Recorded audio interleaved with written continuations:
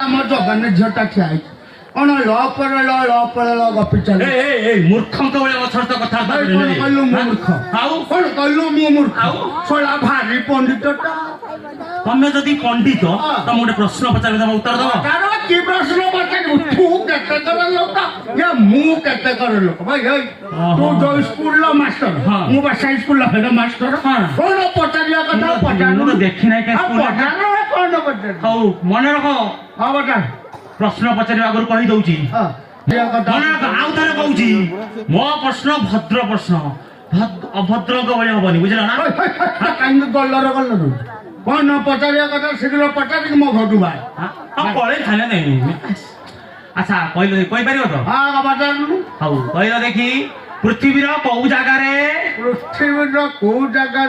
ସବୁ ମଣିଷ ମାନଙ୍କର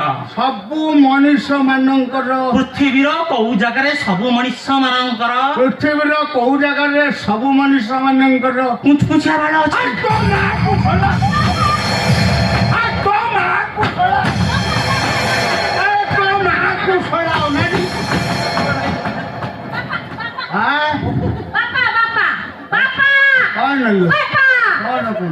ତମେ ସେମିତି କାହିଁକି ହଉଛ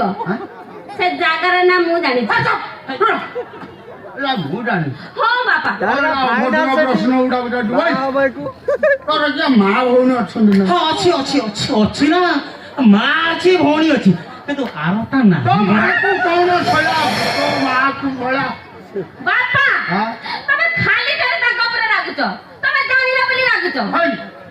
ପୁରାଣରୁ ପ୍ରଶ୍ନ ଉଠୁଛି କଣ